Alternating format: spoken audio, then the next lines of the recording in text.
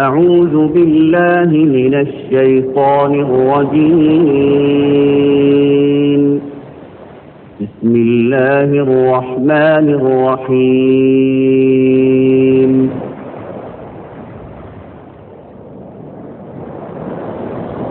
سنريهم آياتنا في الآفاق وفي أنفسهم حتى يتبين لهم أنه الحق.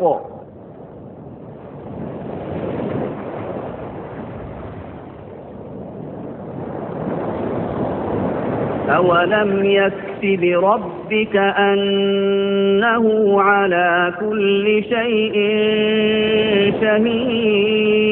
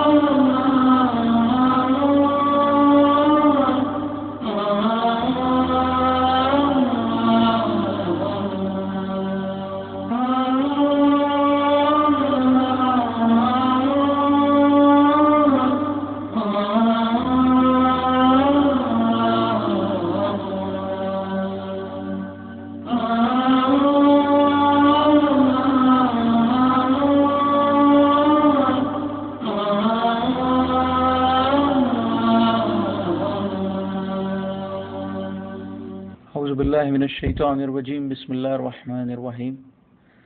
رب اشرح لي صدري ويسر لي امري واحلل عقدة من لساني يفقهوا قولي. اللهم طهر قلوبنا من النفاق واعمالنا من الرياء. آمين يا رب العالمين. السلام عليكم ورحمة الله وبركاته. Dear brothers and sisters, I welcome you all of you with Islamic greeting. Assalamu alaikum wa rahmatullahi wa barakatuh. Now today I will share my story how I embraced Islam in Canada. To start with, I start with my introduction and the background. ನಾನು ಒಂದು Brahmin family ಜನಿಸಿದ್ದು. ನಮ್ಮ ಹುಟ್ಟೂರು ಮೈಸೂರು. ನಮ್ಮ family Brahmin family. ಬ್ರಾಹ್ಮಣರಲ್ಲಿ Madhva sect ಅಂದರೆ ವೈಷ್ಣವರು. RSS ಅಲ್ಲಿ ಕೂಡ ಒಂದು ವರ್ಷ ನಾನಿದ್ದೆ. ಆಮೇಲಿಂದ ತಂದೆ ತಾಯಿ ಫ್ಯಾಮಿಲಿ ಸ್ವಲ್ಪ ಆರ್ಥೋಡಾಕ್ಸ್ ಫ್ಯಾಮಿಲಿ. ಆಮೇಲೆ right from my birth I was always meeting Muslims. I never thought I will be A Muslim one day. So ನಾನು ಇಸ್ಲಾಂ ಬಗ್ಗೆ ಯೋಚನೆ ಯಾವಾಗಲೂ ಮಾಡೇ ಇರಲಿಲ್ಲ. ಯಾವಾಗಲೂ ಮುಸ್ಲಿಮ್ಸು ಒಂದು ಒಳ್ಳೆ ಮಾರ್ಗದಲ್ಲಿದ್ದಾರೆ ಅಂತ ನಾನು ಯಾವತ್ತೂ ಯೋಚಿಸಲೂ ಇರಲಿಲ್ಲ. ಬಿಕಾಸ್ ಅವ್ರನ್ನ ಕಂಡ್ರೆ ತುಂಬ ಒಂಥರ ಕೋಪ, ಒಂಥರ ಹೇಟ್ರೆಡ್ನೆಸ್ ಇತ್ತು. ನಾವು ನನ್ನ 10th ಸ್ಟ್ಯಾಂಡರ್ಡ್ ಮುಗಿದ ಮೇಲೆ ನಮ್ಮ ಫ್ಯಾಮಿಲಿ ಎಲ್ಲ ವಿ ಮೂವ್ ಟು ಬ್ಯಾಂಗ್ಳೂರಲ್ಲಿ ನಮ್ಮ ತಂದೆ ತಾಯಿ ಅಪಾರ್ಟ್ ಫ್ರಮ್ ದೇರ್ ವರ್ಕ್ ಅವ್ರಿಗೆ ಸಪ್ರೇಟಾಗಿ ಬಿಸ್ನೆಸ್ ಮಾಡಬೇಕು ಅಂತ ಒಂದು ಸ್ವಲ್ಪ ಇಂಟ್ರೆಸ್ಟ್ ಇತ್ತು. ಒಬ್ಬ ಮುಸ್ಲಿಮ್ ಬಿಸ್ನೆಸ್ ಮ್ಯಾನ್ ಹತ್ರ ನಮ್ಮ ಫ್ಯಾಮಿಲಿಯವರು ಇನ್ವೆಸ್ಟ್ ಮಾಡಿದ್ರು. They will sell some clothes ಅಂತ ಅವ್ರು ಇನ್ವೆಸ್ಟ್ ಮಾಡಿದ್ರು ರಾಜಾಜಿನಗರದಲ್ಲಿ. ಆದರೆ ಅವ್ರು ಪರ್ಮಿಷನ್ ಕೊಟ್ಟರು. ಈ ರೀತಿ ನಮ್ಮ ಫ್ಯಾಮಿಲಿ ಮುಸ್ಲಿಮ್ಸ್ ಅವ್ರ ಜೊತೆ ಟಚ್ಚಲ್ಲಿ ಬಂದರು. ಆಮೇಲಿಂದ ರಾಜ್ಯದಲ್ಲಿ ನಮ್ಮ ತಂದೆ ತಾಯಿ they wanted me to take care of this.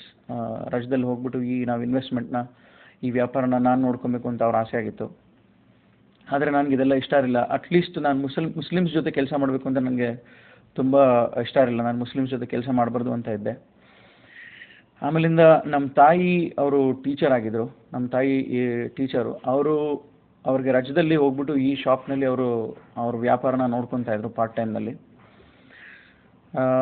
ನನಗೆ ನಮ್ಮ ಮನೇಲೆಲ್ಲ ಕೇಳ್ತಾಯಿದ್ರು, ನಿಮ್ಮ ತಂದೆ ತಾಯಿ ಹೋಗಿ ಪಾರ್ಟ್ ಟೈಮಲ್ಲಿ ಕೆಲಸ ಮಾಡ್ತಾ ಇರಬೇಕಾದ್ರೆ ನೀನು ಮನೇಲಿ ಕೂತ್ಕೊಳ್ಳೋದು ಒಳ್ಳೆಯದಲ್ಲ, ನೀನು ಹೋಗಿ ಕೆಲಸ ಮಾಡಬೇಕು, ನೀನು ಹೋಗಿ ಸ್ವಲ್ಪ ಜವಾಬ್ದಾರಿ ತೊಗೊಬೇಕು, ಮನೆ ಕಡೆ ಜವಾಬ್ದಾರಿ ವಹಿಸ್ಕೊಬೇಕು, ಒಬ್ಬನೇ ಮಗ ಅಂತೆಲ್ಲ ಹೇಳೋರು ನಮ್ಮ ತಂದೆ ತಾಯಿ. ಆದರೆ ನನಗೆ ಮುಸ್ಲಿಂ ಕಂಡ್ರೆ ತುಂಬ ಆಗ್ತಾ ಇರಲಿಲ್ಲ. ಅವ್ರ ಜೊತೆ ಕೆಲಸ ಮಾಡಬೇಕು ಅಂದರೆ ನಂಗೆ ತುಂಬಾ ಕೋಪ ಆಯಿತು. ಅದಕ್ಕೆ ಅವ್ರ ಜೊತೆ ಕೆಲಸ ಮಾಡ್ತಾ ಇರಲ್ಲ. ಮೊದಲನೇ ವರ್ಷ ನಂದು 10th ಸ್ಟ್ಯಾಂಡರ್ಡ್ ಆದಮೇಲೆ ಡಿಪ್ಲೊಮಾ ಮಾಡಬೇಕಾದ್ರೆ ನಾನು ನಮ್ಮ ತಂದೆ ತಾಯಿ ಹೇಳಿ ನಾನು ಕೆಲಸಕ್ಕೆ ಹೋಗಲಿಲ್ಲ ಅಲ್ಲಿ ಮುಸ್ಲಿಮ್ಸ್ ಅವ್ರ ಜೊತೆ ನಮ್ಮ ವ್ಯಾಪಾರ ನೋಡ್ಕೊಳ್ಳೋಕ್ಕೆ. 2ನೇ ವರ್ಷ ಏನಾಯಿತು, ನಮ್ಮ ಮನೇಲೆಲ್ಲ ತುಂಬ ಪ್ರೆಷರ್ ಮಾಡಿದ್ರು, ನೀನು ಹೋಗಿ ಕೆಲಸನ ಮಾಡಲೇಬೇಕು, ನಮ್ಮ ತಂದೆ ತಾಯಿ ಮಾಡ್ತಾಯಿದ್ದಾರೆ, ನಿನ್ನ ತಂಗಿಯವರೆಲ್ಲ ಮಾಡ್ತಾಯಿದ್ದಾರೆ, ನೀನು ಮಾಡಬೇಕು ಅಂತ ಹೇಳಿದ್ರು. ತುಂಬ ಒಂಥರ ಇನ್ಸಲ್ಟ್ ಮಾಡಿದ್ಮೇಲೆ ನಾನು ಹೋಗದೇ ಇರೋದು ಸರಿ ಇಲ್ಲ ಅನ್ನಿಸ್ತು. ಆಮೇಲಿಂದ ನಾನು ಹೋಗೋಕ್ಕೆ ಶುರು ಮಾಡಿದೆ. ಅಲ್ಲಿ ಅವ್ರ ಹತ್ರ ನಮ್ಮ ವ್ಯಾಪಾರ ನೋಡ್ಕೊಳ್ಬೇಕು, ಆಮೇಲೆ ಅವ್ರಿಗೂ ಸಹಾಯ ಮಾಡಬೇಕು ಅನ್ನೋ ಒಂದು ಉದ್ದೇಶದಿಂದ ಹೋದ್ಮೇಲೆ ಅವ್ರು ಹೇಳಿದ್ರು, ರಾಜಾಜಿನಗರದಲ್ಲಿ ನಮಗೆ ನಿಮ್ಮ ಅಗತ್ಯ ಇಲ್ಲ, ನೀವು ಚಿಕ್ಕಪೇಟೆಗೆ ಹೋಗಬೇಕು, ಚಿಕ್ಕಪೇಟೆಯಲ್ಲಿ ನಿಮ್ಮ ಅಗತ್ಯ ಇದೆ ಅಂತ. ಚಿಕ್ಕಪೇಟೆಯಲ್ಲಿ ಹೋದಾಗ ಅವ್ರ ಅಂಗಡಿ ವಾತಾವರಣ ನೋಡಿ ನಂಗೆ ತುಂಬಾ ಕೋಪ ಬಂತು. ಆ ಅಂಗಡೀಲಿ ಹಿಂದೂ ಗಂಡು ಮಕ್ಕಳು ಸೇಲ್ಸ್ ಮ್ಯಾನ್ ಏನಾಗಿದ್ರು ಅವರೆಲ್ಲ ಮುಸ್ಲಿಮ್ ಆಗ್ತಾಯಿದ್ರು. ಅದನ್ನ ನೋಡಿ ನಂಗೆ ಇನ್ನೂ ಕೋಪ ಬಂತು ಮುಸ್ಲಿಮ್ ಮೇಲೆ. ನಮ್ಮ ದೇಶದಲ್ಲಿ ಕೂತ್ಕೊಂಡು ಎಲ್ಲರೂ ಮುಸ್ಲಿಮ್ ಮಾಡ್ತಾಯಿದ್ದಾರೆ, ಇದು ಸರಿಯಲ್ಲ, ಇದು ದೊಡ್ಡ ತಪ್ಪು, ನಾವು ಹಿಂದೂಗಳೇ ರೈಟು ಅಂತ ಒಂಥರ ನನ್ನಲ್ಲಿ ಆ ಮನೋಭಾವ ಇತ್ತು. ಆಮೇಲಿಂದ ಆ ಹುಡುಗಿರನ್ನ ಕೇಳ್ತಾ ಇದ್ದೆ, ನೀವು ಯಾಕೆ ಮುಸ್ಲಿಮ್ ಆದ್ರಿ ಅಂತ. ಅವ್ರು ಹೇಳ್ತಾ ಇದ್ರು, ಇದು ಸತ್ಯ, ಅದಕ್ಕೆ ನಾವು ಇದನ್ನು ಫಾಲೋ ಮಾಡ್ತಾ ಇದೀವಿ ಅಂತ. ಆದರೆ ಈ ಆನ್ಸರ್ ನನಗೆ ಕನ್ವಿನ್ಸ್ ಆಗಿರಲಿಲ್ಲ. ನನಗೆ ಏನಕ್ಕೆ ಇವ್ರು ಆದರು ಅನ್ನೋದು ಒಂದು ಚಿಂತೆ ಇರ್ತಾಯಿತ್ತು. ಈ ರೀತಿ ಕೆಲಸ ಇವ್ರು ಮಾಡ್ತಾರೋದು ಸರಿ ಇಲ್ಲ ಅನ್ನಿಸ್ತಾಯಿತ್ತು. ಅದೇ ಇವ್ರನ್ನ ಒಂದು ನಾನು ಡಿಬೇಟ್ ಮಾಡಬೇಕು, ಇವ್ರು ಮಾಡ್ತಾ ಇರೋದು ತಪ್ಪು ಅಂತ ನಾನು ಸಾಧಿಸಬೇಕು ಅಂದ್ಬಿಟ್ಟು ನಾನು ಹಿಂದೂಯಿಸಮ್ ಬಗ್ಗೆ, ಕುರಾನ್ ಬಗ್ಗೆ, ಆಮೇಲೆ ಮೋರ್ ಕಂಪ್ಯಾರಿಟಿವ್ ಸ್ಟಡಿ ಮಾಡೋಕ್ಕೆ ಶುರು ಮಾಡಿದೆ. ಆಮೇಲಿಂದ ನಾನು ಈ ಹುಡುಗಿರಿಗೆ ಹೇಳಿದೆ, ನಾನು ಬ್ರಾಹ್ಮಣ್ ಫ್ಯಾಮಿಲಿಯಿಂದ ಬರ್ತೀನಿ, ನನಗೆ ನಿಮಗಿಂತ ಚೆನ್ನಾಗಿ ಹಿಂದೂಯಿಸಮ್ ಗೊತ್ತು, ನಾನು ನಿಮ್ಗೆ ಹೇಳ್ತೀನಿ, ನಮ್ಮನೆ ಬ್ರಾಹ್ಮಣರು ನಾವೆಲ್ಲರೂ ಹೇಳ್ತೀವಿ ಅಂತ ನಾನು ಅವ್ರಿಗೆ ಚಾಲೆಂಜ್ ಮಾಡಿ ಕುರಾನ್ ಓದೋಕ್ಕೆ ಶುರು ಮಾಡಿದೆ. ಆಮೇಲಿಂದ ಹಿಂದೂಯಿಸಮ್ನ ತುಂಬ ಆಳವಾಗಿ, ತುಂಬ ಒಂದು ಕಾನ್ಷಿಯಸ್ನಿಂದ ಅದನ್ನು ರಿಸರ್ಚ್ ಮಾಡೋಕ್ಕೆ ಶುರು ಮಾಡಿದಾಗ ನಾವೊಂದು ಇದು 2-3 ವರ್ಷ ನಾನು ರಿಸರ್ಚ್ ಮಾಡಿದ್ದು. ಕಂಡೆನ್ಸ್ಡ್ ಫಾರ್ಮ್ಯಾಟಲ್ಲಿ ಮೇನ್ ರಿಸರ್ಚ್, ಮೇನ್ ಪಾಯಿಂಟ್ಸ್ ನಿಮ್ಮ ಹತ್ರ ಹೇಳ್ತೀನಿ. ನಾನು RSS ಅಲ್ಲಿದ್ದಾಗ ನನಗೆ ರಾಮ ದೇವರು ತುಂಬ ಕ್ಲೋಸ್ ಆಗಿದ್ದು, ಇಲ್ಲ ರಾಮ ಅಂದರೆ ತುಂಬ ಕ್ಲೋಸ್. ರಾಮನ ಬಗ್ಗೆ ಸ್ವಲ್ಪ ನಾನು ವಿಚಾರ ಮಾಡಿದೆ. ಈಗ ರಾಮನ ಬಗ್ಗೆ ವಿಚಾರ ಮಾಡಿದಾಗ ರಾಮ ದಶರಥನಿಗೆ ಒಬ್ಬ ಮಗ, 7 ಹೆಂಡತಿರಲ್ಲಿ ಒಬ್ಬರಿಗೆ ರಾಮ ಹುಟ್ಟಿರ್ತಾನೆ. ಫ್ಯಾಮಿಲಿ ಮಿಸ್ಅಂಡರ್ಸ್ಟ್ಯಾಂಡಿಂಗಲ್ಲಿ ರಾಮನಿಗೆ ವನವಾಸ ಹೋಗಬೇಕಾಗತ್ತೆ, ಮನೆ ಬಿಟ್ಟು ವನವಾಸ ಹೋಗಬೇಕಾಗತ್ತೆ. ಆಮೇಲೆ ರಾಮ ವನವಾಸ ಹೋಗ್ತಾನೆ ಸೀತೆ ಜೊತೆ, ಲಕ್ಷ್ಮಣನ ಜೊತೆ. ವನವಾಸ ಹೋಗಿ ಕಾಡಲ್ಲಿ ಇರಬೇಕಾದ್ರೆ ರಾವಣ ಏನು ಮಾಡ್ತಾನೆ, ಸೀತೆನ ಅಪಹರಣ ಮಾಡೋಕ್ಕೆ ಒಂದು ಪ್ಲ್ಯಾನ್ ಮಾಡ್ತಾನೆ. ನಾನು ಯೋಚನೆ ಮಾಡ್ತಾ ಇದ್ದೆ, ಈಗ ರಾವಣ ಒಬ್ಬ ರಾಕ್ಷಸ ಆಗಿ ರಾಮನ ಹೆಂಡತಿನ ಅಪಹರಣ ಮಾಡೋಕ್ಕೆ ಒಂದು ಪ್ಲ್ಯಾನ್ ಮಾಡಬೇಕಾದ್ರೆ, ಈ ಪ್ಲ್ಯಾನ್ ರಾವಣ ಮಾಡ್ತಾ ಇರೋದನ್ನು ರಾಮನಿಗೆ ಅರಿವೂ ಇಲ್ಲ, ರಾಮನಿಗೆ ಇದ್ರ ಬಗ್ಗೆ ಗೊತ್ತೂ ಇಲ್ಲ. ದೇವರು ಇಷ್ಟು ಇನ್ಕೇಪಬಲ್ ಆಗಿ ಹೇಗಿರ್ಬೋದು? ಈಗ ದೇವ್ರಿಗೆ ಗೊತ್ತಿರಬೇಕು ಎಲ್ಲೆಲ್ಲಿ ಏನೇನು ಆಗ್ತಾ ಇದೆ, ಯಾರ ಮನಸ್ಸಿನಲ್ಲಿ ಏನೇನಿದೆ ಎಲ್ಲ ಗೊತ್ತಿರಬೇಕು ದೇವ್ರಿಗೆ. ಆದರೆ ಈ ದೇವ್ರಿಗೆ ರಾವಣ ನನ್ನ ಹೆಂಡತಿನ ಕಿಡ್ನ್ಯಾಪ್ ಮಾಡ್ತಾ ಇದ್ದಾನೆ, ಅದೇ ರಾಮನಿಗೆ ಗೊತ್ತಿಲ್ಲ. ಇದು ದೇವ್ರ ಕ್ವಾಲಿಟಿ ಅಲ್ವೇ ಅಲ್ಲ ಇದು. ಸರಿ, ಆಮೇಲೆ ಏನಾಗುತ್ತೆ, ರಾವಣ ಹೇಳ್ತಾನೆ ಅವ್ರ ಅಸೋಸಿಯೇಟ್ಸ್ಗೆ, ನೀವು ಜಿಂಕೆ ಆಗಿ ಸೀತನ ಮುಂದೆ ಹೋಗಿ, ಸೀತಾ ಈ ಜಿಂಕೆ ಬೇಕು ಅಂತ ಹೇಳ್ತಾಳೆ. ಆಮೇಲೆ ರಾಮ ಲಕ್ಷ್ಮಣ ಅದರಿಂದ ಓಡ್ತಾರೆ.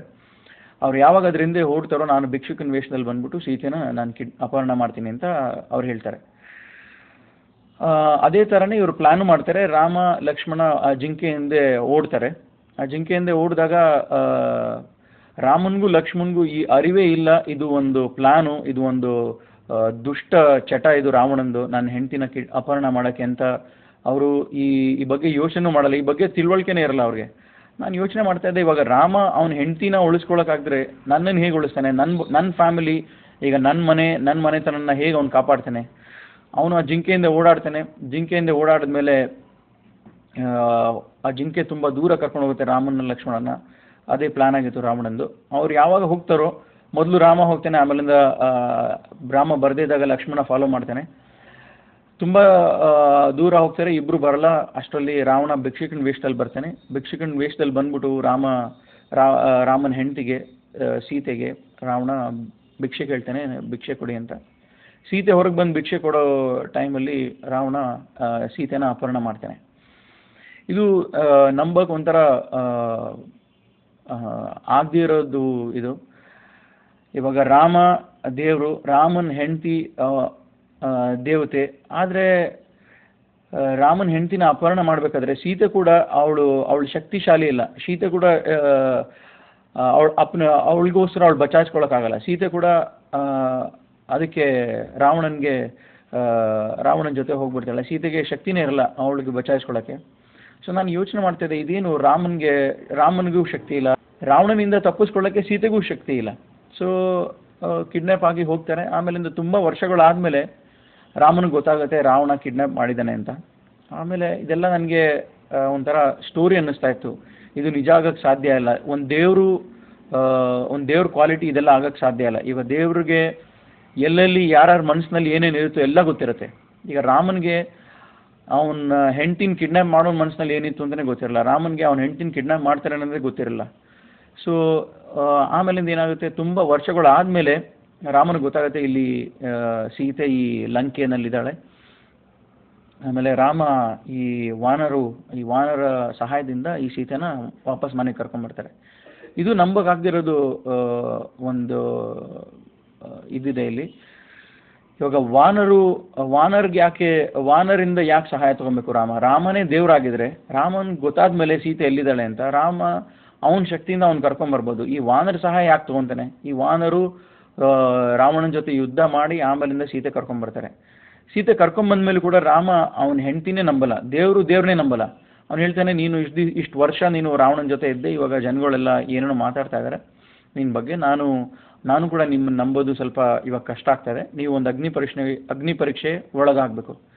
ಅಗ್ನಿ ಪರೀಕ್ಷೆಯಲ್ಲಿ ನೀವು ಗೆದ್ದರೆ ನಿಮ್ಮನ್ನ ಸ್ವೀಕರಿಸಿ, ಇಲ್ಲಾಂದರೆ ಸ್ವಲ್ಪ ಕಷ್ಟ ಅಂತ ಏನೋ ಹೇಳ್ತಾರೆ ರಾಮ ಅವರು. ನನಗೆ ಇದು ನಂಬೋಕೆ ಅಸಾಧ್ಯ ಆಯಿತು.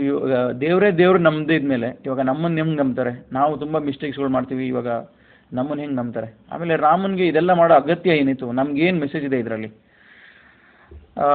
ಇದೆಲ್ಲ ನಾನು ಓದಿದ್ಮೇಲೆ, ಇದೆಲ್ಲ ರಾಮಾಯಣದ ಮೇಲೆ ತಿಳ್ಕೊಂಡ ಮೇಲೆ ನನಗೆ ಒಂಥರ ಹಿಂದೂಯಿಸಮಲ್ಲಿ ಯಾರೋ ಇದೆಲ್ಲ ಸ್ಟೋರಿ ಬರೆದಿರೋದು. ನಮ್ಮ ಅಜ್ಜಿ ನಮ್ಮ ಫ್ಯಾಮಿಲಿನೆಲ್ಲ ಕೇಳಿದಾಗ ಅವರೆಲ್ಲ ಹೇಳೋರು, ರಾಮಾಯಣ ವಾಲ್ಮೀಕಿ ಬರೆದಿರೋದು, ರಾಮಾಯಣ ಒಬ್ಬರು ಬರೆದಿರೋದು ಅಂತ. ಸೊ ಅಫ್ಕೋರ್ಸ್ ಒಬ್ರು ಬರೆದಿದ್ರೆ ಅದರಲ್ಲಿ ತಪ್ಪಿರುತ್ತೆ, ಅದರಲ್ಲಿ ತುಂಬ ತಿದ್ದೋ ಅಂತ ತಪ್ಪಿರುತ್ತೆ ಅಂತ ಎಲ್ಲರಿಗೂ ಗೊತ್ತು. ಈ ಪ್ಯಾರಲಲ್ ಆಗಿ ನಾನು ಕುರಾನ್ ಓದ್ತಾ ಇದ್ದೆ, ಕುರಾನ್ ನಾನು ವಿಚಾರ ಮಾಡ್ತಾ ಇದ್ದೆ. ಕುರಾನಲ್ಲಿ ಓದಬೇಕಾದ್ರೂ ಎಷ್ಟೊಂದು ಆಯತ್ ಅಂತಾರೆ ಅರಬಿಕಲ್ಲಿ, ಸೂಕ್ತಿಗಳು. ಅದು ನಮಗೆ ಹಿಂದೂಸಮ್ನಲ್ಲಿ ಸಿಗದೇ ಇರೋಂಥರ ಆನ್ಸರ್ಗೆ ಇದು ನಮಗೆ ಕೊಡುತ್ತೆ. ಈಗ ನಮ್ಮ ಮನೆಯಲ್ಲಿ ಕೇಳ್ತಾ ಇದ್ದೆ ನಾನು, ದೇವ್ರನ್ನ ಯಾರು ನೋಡಿದ್ದೇನೆ?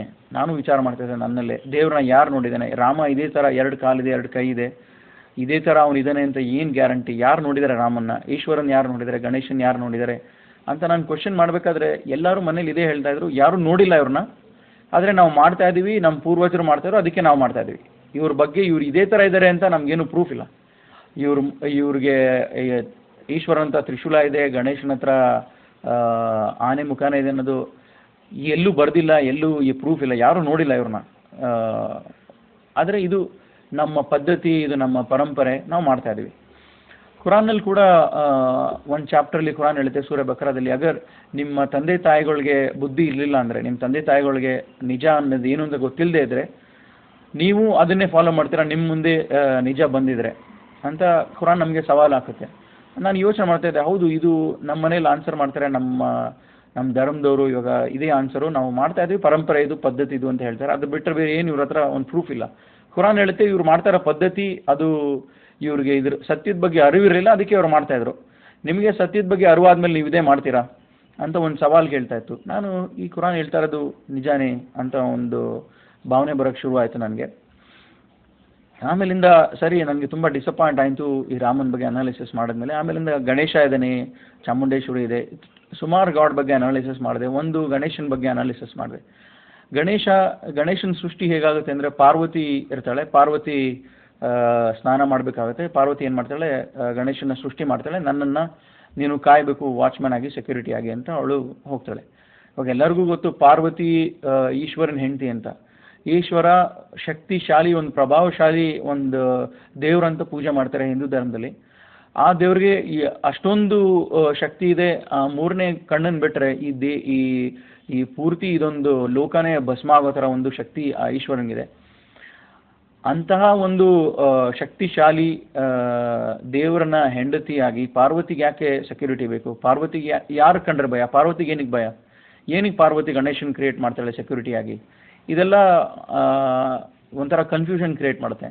ಆಮೇಲಿಂದ ಗಣೇಶ ವಾಚ್ ಮಾಡ್ತಾ ಇರ್ತಾನೆ, ಪಾರ್ವತಿ ಒಳಗೆ ಹೋಗಿರ್ತಾಳೆ. ಈಶ್ವರ ಮನೆಗೆ ಬಂದು ಕೇಳ್ತಾನೆ ಗಣೇಶನ್ಗೆ, ನೀನು ಯಾರು, ನಮ್ಮನೇಲಿ ಏನಕ್ಕಿದೆಯಾ ಅಂತ. ಈ ಸವಾಲು ಕೇಳಿ ನನಗೊಂಥರ ಸರ್ಪ್ರೈಸ್ ಆಯಿತು. ಈಶ್ವರನ್ಗೆ ಈ ಜಗತ್ತಿನಲ್ಲಿ ಏನೇನು ಆಗ್ತಾ ಇದೆಯೋ ಎಲ್ಲ ಗೊತ್ತಿರಬೇಕು, ಒಂದೊಂದು ಕೋನಿನಲ್ಲೂ ಏನೇನು ಆಗ್ತಾರೆ ಅಂತ ಈಶ್ವರನಿಗೆ ಒಂದು ಅರಿವಿರಬೇಕು. ಆದರೆ ಈಶ್ವರ ಅವನ ಮನೇಲಿ ಏನಾಗ್ತಾ ಇದೆಯೋ ಅದೇ ಅರಿವಿಲ್ಲ. ಅವನ ಮನೇಲಿ ಅವನ ಹೆಂಡತಿ ಗಣೇಶ ಅಂತ ಒಬ್ಬ ಸೆಕ್ಯೂರಿಟಿನ ಕ್ರಿಯೇಟ್ ಮಾಡಿದ್ದಾಳೆ ಅಂತ ಅದು ಒಂದು ಕೂಡ ಒಂದು ಇನ್ಫಾರ್ಮೇಷನ್ ಈಶ್ವರನಿಗೂ ಗೊತ್ತಿಲ್ಲ. ಮನೆಗೆ ಬಂದು ಒಂದು ಸರ್ಪ್ರೈಸ್ ಆಗಿ ಈಶ್ವರ ಕೇಳ್ತಾನೆ, ನೀನು ಯಾರು ಅಂತ ಗಣೇಶನಿಗೆ. ಆಮೇಲಿಂದ ಗಣೇಶ ಹೇಳ್ತಾನೆ, ಈ ಥರ ನಮ್ಮಮ್ಮ ನಾನು ಕ್ರಿಯೇಟ್ ಮಾಡಿದ್ದಾಳೆ, ನಾನು ಯಾರಿಗೂ ಒಳಗೆ ಹೋಗಿಬಿಡಲ್ಲ ಅಂತ.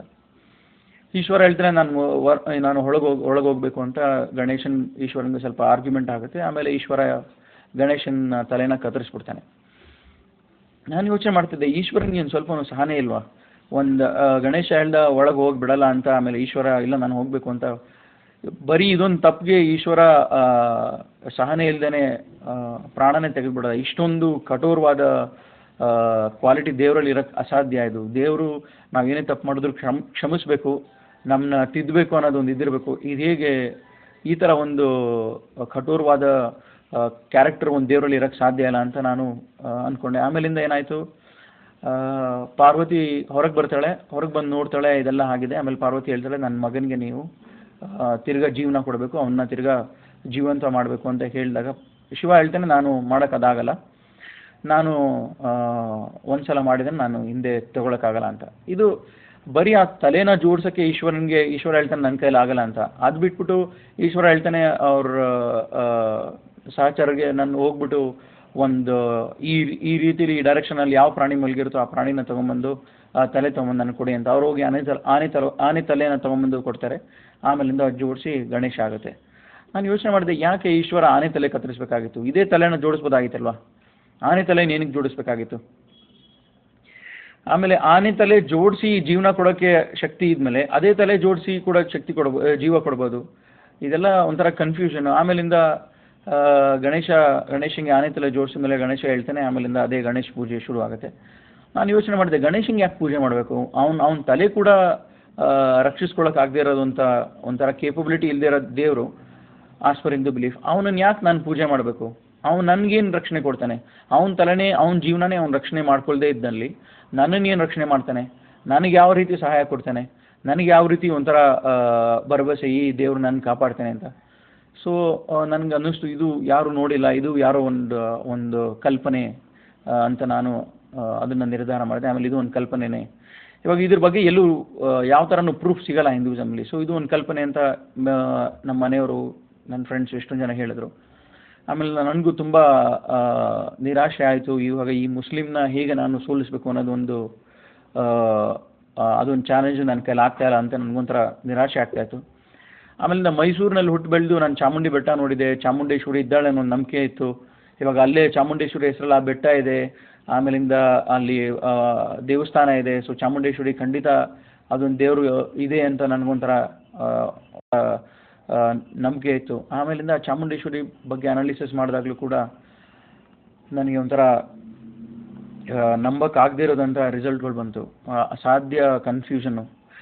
ಏನಾಯ್ತಂದರೆ ಅಲ್ಲಿ ಚಾಮುಂಡೇಶ್ವರಿ ಸೃಷ್ಟಿ ಹೇಗಾಯಿತು ಅಂದರೆ, ಮಹಿಷಾಸುರ ತಪಸ್ಸಿನಲ್ಲಿ ಕೂತಿರ್ತಾನೆ ತುಂಬ ವರ್ಷ. ಆಮೇಲಿಂದ ಬ್ರಹ್ಮ ಅವನ ತಪಸ್ಸಿನಿಂದ ಖುಷಿಯಾಗಿ ಸಂತುಷ್ಟನಾಗಿ ಬ್ರಹ್ಮ ಕೇಳ್ತಾನೆ, ಇವತ್ತು ನಿನ್ನ ತಪಸ್ಸು ನಾನು ಸಂತುಷ್ಟನಾಗಿದ್ದೀನಿ, ಏನು ಬೇಕು ನೀನು ಕೇಳು ಅಂತ ಮಹಿಷಾಸುರ ಕೇಳಿದಾಗ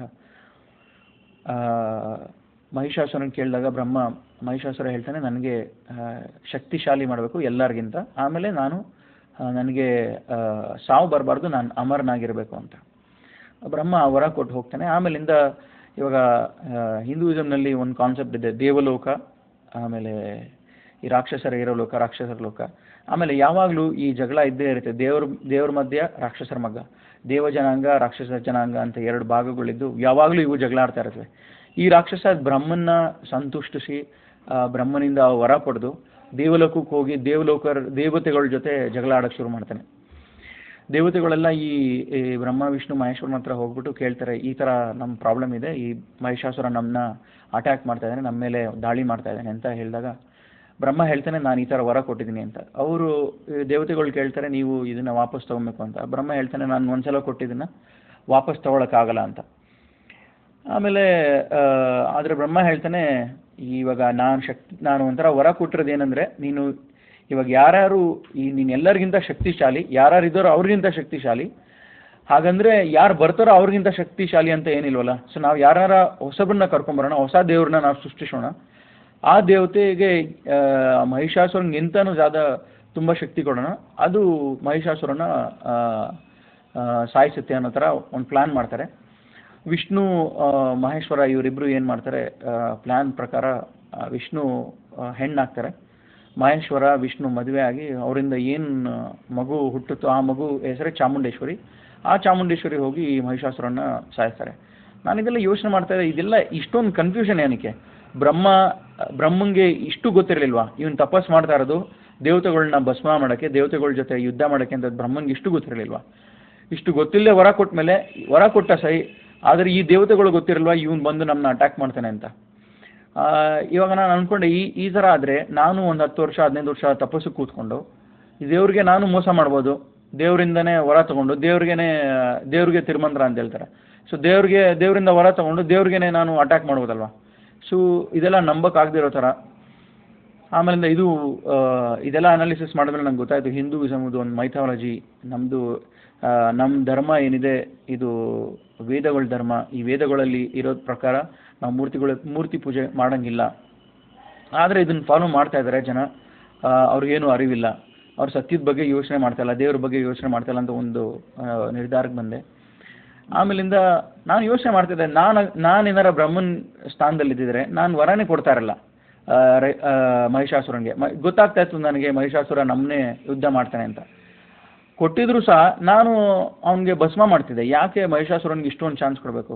ಇಷ್ಟೆಲ್ಲ ಮೋಸ ಯಾಕೆ ಮಾಡಬೇಕು ಮಹಿಷಾಸುರನಿಗೆ ಇನ್ನೊಂದು ದೇವ್ರನ್ನ ಕರ್ಕೊಂಬಂದು? ಸೊ ನಾನು ಖುರಾನ್ ಅಧ್ಯಯನ ಮಾಡಬೇಕಾದ್ರೂ, ಸ್ಟಡಿ ಮಾಡಬೇಕಾದ್ರೂ ಒಂದೊಂದು ಆಯತ್ಗಳು ಬರ್ತಾಯಿದ್ವು. ದೇವ್ರು ಹೇಳ್ತಾ ಇದ್ರು ಖುರಾನ್ನಲ್ಲಿ, ಇವಾಗ ಈ ಸೃಷ್ಟಿನಲ್ಲಿ ಒಬ್ಬರಿಗಿಂತ ಮೇಲೆ ದೇವರಿದ್ದಿದ್ರೆ ಈ ಸೃಷ್ಟಿನಲ್ಲಿ ತುಂಬ ಕನ್ಫ್ಯೂಷನ್ಗಳು ಇರ್ತಾಯಿದ್ವು, ತುಂಬ ಅಸಾಧ್ಯವಾದ ಒಂಥರ ಮಿಸ್ಅಂಡರ್ಸ್ಟ್ಯಾಂಡಿಂಗ್ ಇರ್ತಾ ಇದ್ವು ಈ ದೇವ್ರಗಳ ಮಧ್ಯೆ. ಸೊ ಅದು ನಿಜ. ಇವಾಗ ಈ ದೇವ್ರಗಳ ಮಧ್ಯೆ ಎಷ್ಟೊಂದು ಕನ್ಫ್ಯೂಷನ್ ಇದೆ ಈ ಚಾಮುಂಡೇಶ್ವರಿ ಕೇಸ್ನಲ್ಲಿ. ಇವಾಗ ಬ್ರಹ್ಮ ವರ ಕೊಡ್ತಾನೆ, ವರ ಕೊಟ್ಟ ಮೇಲೆ ಮಹಿಷಾಸುರ ಹೋಗ್ಬಿಟ್ಟು ಇನ್ನೊಂದು ದೇವ್ರಿಗೆ ಅಟ್ಯಾಕ್ ಮಾಡ್ತಾನೆ. ಆ ದೇವ್ರಿಗೆ ಗೊತ್ತಿರಲ್ಲ ಬ್ರಹ್ಮ ವರ ಕೊಟ್ಟಿದ್ದಾನೆ ಅಂತ. ಸೊ ಇವಾಗ ಅದು ಕುರಾನ್ನಲ್ಲೂ ಅದೇ ಹೇಳ್ತಾ ಇದೆ, ನಾನು ಒಬ್ಬ ನಾಮ ಹಲವು, ನಾನು ದೇವ್ರು ಒಬ್ಬನೇ ನಾಮ ಹಲವು. ಇವಾಗ ದೇವರು ಒಬ್ಬರಿಗಿಂತ ಜಾಸ್ತಿ ಇದ್ದಿದ್ರೆ ಈ ಮಾನವ ಲೋಕದಲ್ಲಿ ಈ ಒಂದು ಸೃಷ್ಟಿನಲ್ಲಿ ತುಂಬ ಪ್ರಾಬ್ಲಮ್ಸ್ ಇರ್ತಾ ಇದ್ವು. ಸೊ ನಾನು ನಿಮಗೆ ಇಷ್ಟೊಂದು ಒಂಥರ ಗುರುತುಗಳು ಕೊಡ್ತಾ ಇದ್ದೀನಿ, ಇಷ್ಟೊಂದು ಒಂಥರ ಸೈನ್ಸ್ ಕೊಡ್ತಾ ಇದ್ದೀನಿ ಲೋಕದಲ್ಲಿ ನಿಮಗೆ ದೇವ್ರ ಮೇಲೆ ಬಿಲೀವ್ ಮಾಡೋಕ್ಕೆ, ಒಬ್ಬನೇ ದೇವರು ಅಂತ ಬಿಲೀವ್ ಮಾಡೋಕ್ಕೆ. ನೀವು ಯಾಕೆ ದೇವ್ರನ್ನ ಪೂಜೆ ಮಾಡ್ತಾ ಇಲ್ಲ, ಬೇರೆ ಈ ಕಲ್ಲುಗಳನ್ನ, ಈ ಮೂರ್ತಿಗಳನ್ನ ಯಾಕೆ ಪೂಜೆ ಮಾಡ್ತಾ ಇದ್ದೀರಾ? ಇದರ ಅರ್ಹತೆನೇ ಇಲ್ಲ ಜೀವನದಲ್ಲಿ ಅಂತ ದೇವ್ರ ಕುರಾನ್ನಲ್ಲಿ ಹೇಳ್ತಾರೆ. ನನಗೆ ನಂಬಿಕೆ ಬರೋಕ್ಕೆ ಶುರು ಆಯಿತು. ನಾವು ಏನೇನು ಈ ಹಿಂದೂಯಿಸಮಲ್ಲಿ ಕನ್ಫ್ಯೂಷನ್ ಇದು, ಇದರ ಆನ್ಸರು ದೇವರು ಕುರಾನ್ ಮೂಲಕ ಕೊಡ್ತಾ ಇದ್ದಾನೆ ನನಗೆ ಅಂತ ಒಂಥರ ನಂಬಿಕೆ ಬರೋಕ್ಕೆ ಶುರು ಆಯಿತು. ಆಮೇಲಿಂದ ಕುರಾನ್ನಲ್ಲಿ ದೇವರು ಹೇಳ್ತಾನೆ ದೇವರೊಬ್ಬ ನಾಮ ಹಲವು ಅಂತ. ಸೊ ಅದೇ ಥರ ಈ ಚಾಮುಂಡೇಶ್ವರಿದಾದಮೇಲೆ ನಾನು ಕ್ರಿಶ್ಚಾನಿಟಿ ಬಗ್ಗೆನೂ ಶುರು ಮಾಡಿದೆ. ಆಮೇಲೆ ಕೊನೆಯದು ಒಂದು ಕಾನ್ಸೆಪ್ಟ್ ಇತ್ತು ಮನೆ ದೇವರು ಅಂತ. ಮನೆ ದೇವರು ಏನಂದರೆ, ಇವಾಗ ಒಬ್ಬೊಬ್ಬರು ಮನೆಗೂ ಒಂದೊಂದು ದೇವರು ಇರುತ್ತೆ. ಈಗ ನಮ್ಮ ಮನೆ ದೇವರು ನಾಗಪ್ಪ ಅಂತ ಹೇಳೋರು, ಇದು ಹಾವು ನಾಗಪ್ಪ ಅಂತ ಹೇಳೋರು. ಇವಾಗ ನನ್ನ ಕಸಿನ್ ಮನೆ ದೇವರು ಈಗಲ್ ಗರುಡ ಅಂತ ಹೇಳೋರು. ಇವಾಗ ಯಾವುದೇ ಹಬ್ಬ ಹರಿದಿನ ಅಂದ್ರೂ ನಮ್ಮ ಅಪ್ಪ ಅಮ್ಮ ಹೇಳೋರು, ನೀನು ಅವ್ರ ಮನೆಗೆ ಹೋಗಬೇಡ, ಅವ್ರ ಮನೆಗೆ ಹೋದರೆ ನಿಮಗೆ ತೊಂದರೆ ಆಗುತ್ತೆ ಅಂತ. ಯಾವ ರೀತಿ ತೊಂದರೆ ಅಂತ ಹೇಳಿದ್ರೆ, ಅವ್ರು ಹೇಳೋರು ನಮ್ಮ ಮನೆ ದೇವರು ನಾಗಪ್ಪ, ಅವ್ರ ಮನೆ ದೇವರು ಗರುಡ, ಇವೆರಡೂ ಒಬ್ರಿಗೊಬ್ರು ಆಗಲ್ಲ, ಇದು ಒಬ್ರಿಗೊಬ್ರು ದುಶ್ಮನ್ನು ಅಂತ ಹೇಳೋರು. ಈ ದೇವ್ರ ಮಧ್ಯೆ ದುಶ್ಮನಿ ಇದ್ದರೆ ಹೆಂಗೆ ಈ ಲೋಕ ಹೇಗೆ ನಡೆಯುತ್ತೆ? ಅದೇ ಕುರಾನಲ್ಲಿ ದೇವರು ಹೇಳ್ತಾ ಇದ್ದಾನೆ, ಈ ದೇವರು ಒಬ್ಬರಿಗಿಂತ ಮೇಲಿದ್ದಿದ್ರೆ, ಇವಾಗ ಅನೇಕ ದೇವತೆಗಳಿದ್ದರೆ, ಅನೇಕ ದೇವರಿದ್ದಿದ್ರೆ ಈ ಜಾಗ ನಮಗೆ, ಈ ಜಗತ್ತು ಒಂದು ಇರೋಕ್ಕಾಗದಿರೋ ಥರ ಸ್ಥಳ ಆಗ್ಬಿಟ್ರದು ಈ ಕನ್ಫ್ಯೂಷನ್ ಮಧ್ಯ. ಸೊ ಅದೇ ಥರನೇ ಇವಾಗ ನಮ್ಮನೆ ದೇವರು ನಾಗರಾಜ, ಅವಾಗ ಅವ್ರ ಮನೆ ದೇವರು ಗರುಡ, ಇವಾಗ ನಮ್ಮನೆ ಇಬ್ಬರ ಮಧ್ಯೆ ಒಂಥರ ದುಶ್ಮನ್. ಆದರೆ ನಾನು ಹೇಳ್ತಾ ಇದ್ದೆ ನಮ್ಮ ಅಮ್ಮಗೆ, ಇದು ಯಾವ ಥರ ಸಾಧ್ಯ? ಇವಾಗ ನಾನು ನನ್ನ ಕಸಿನ್ ಮನೆಗೆ ಹೋಗಬೇಕು, ಅವ್ರ ಮನೇಲಿ ಇರಬೇಕು, ಅವ್ರ ಮನೆ ಹಬ್ಬದ ದಿವಸ ಎಂಜಾಯ್ ಮಾಡಬೇಕು. ನೀನು ಹೇಳ್ತಾ ಇದ್ದೆ ಅವ್ರ ಮನೆ ದೇವ್ರು ಬೇರೆ, ನಮ್ಮ ಮನೆ ದೇವ್ರು ಬೇರೆ. ಸೊ ಇದೆಲ್ಲ ನನಗೆ ಹೆಲ್ಪ್ ಮಾಡ್ತು. ಹಿಂದೂಯಿಸಮ್ ಏನಿದೆ, ಇವಾಗ ನಾವು ನಮ್ಮ ಒರಿಜಿನಲ್ ಧರ್ಮನ ನಾವು ಬಿಟ್ಬಿಟ್ಟಿದ್ದೀವಿ. ಇವಾಗ ಯಾರೋ ಮಧ್ಯದಲ್ಲಿ ಏನೋ ಒಂದು ಕೆಡಕು ತಂದಿದ್ದಾರೆ ನಮ್ಮ ಹಿಂದೂ ಧರ್ಮದಲ್ಲಿ, ಅದನ್ನು ನಾವು ಫಾಲೋ ಮಾಡ್ತಾ ಇದ್ದೀವಿ. ನಮ್ಮ ಒರಿಜಿನಲ್ ಧರ್ಮ ಒಂದೇ ದೇವ್ರನ್ನ ಪೂಜೆ ಮಾಡೋದಿತ್ತು, ಅದನ್ನು ನಾವು ಬಿಟ್ಬಿಟ್ಟಿದ್ದೀವಿ. ವೇದಗಳ ಪ್ರಕಾರ ನಾವು ಒಂದೇ ಧರ್ಮನ ಪೂಜೆ ಮಾಡಬೇಕು, ಒಂದೇ ದೇವ್ರನ್ನ ಪೂಜೆ ಮಾಡಬೇಕು ಅನ್ನೋದನ್ನು ನಾವು ಮರೆತುಬಿಟ್ಟಿದ್ದೀವಿ ಅಂದ್ಬಿಟ್ಟು ನನಗೆ ಒಂಥರ ಒಂದು ನಿರ್ಧಾರಕ್ಕೆ ಬಂದೆ. ಆಮೇಲಿಂದ ಆದರೆ ಈ ಮುಸ್ಲಿಮ್ಸ್ ಕಂಡ್ರೆ ನನಗೆ ತುಂಬ ಕೋಪ ಆಯಿತು, ತುಂಬ ಒಂಥರ ಅಸಹ್ಯ ಆಗ್ತಾಯಿದ್ದು, ತುಂಬ ಒಂಥರ ನಾಚಿಕೆ, ನನಗೆ ನಾನೇ ಈ ಮುಸ್ಲಿಂ ಆಗ್ತೀನಿ ಅನ್ನೋ ಒಂಥರ ಹೆದರಿಕೆ ಶುರು ಆಯಿತು ನನಗೆ. ಇವಾಗ ಈ ಖುರಾನ್ ಫಾಲೋ ಮಾಡ್ತಾಯಿದ್ದೀನಿ ಅಂತ ಒಂಥರ ಹೆದರಿಕೆ ಶುರು ಆಯಿತು. ಆಮೇಲಿಂದ ಈ ಕ್ರಿಶ್ಚಾನಿಟಿ ಕೂಡ ಒಂದು ಧರ್ಮ ಇದೆ, ಇದರಲ್ಲೂ ಏನೋ ಒಂದಿರ್ಬೋದು, ಈ ಮುಸ್ಲಿಮ್ಸ್ ಜೊತೆ ಆರ್ಗ್ಯೂ ಮಾಡೋಕ್ಕೆ ಕ್ರಿಶ್ಚಾನಿಟಿ ನನಗೆ ಹೆಲ್ಪ್ ಮಾಡ್ಬೋದು ಅಂದ್ಬಿಟ್ಟು ನಾನು ಕ್ರಿಶ್ಚಾನಿಟಿ ಬಗ್ಗೆ ಓದಿದೆ.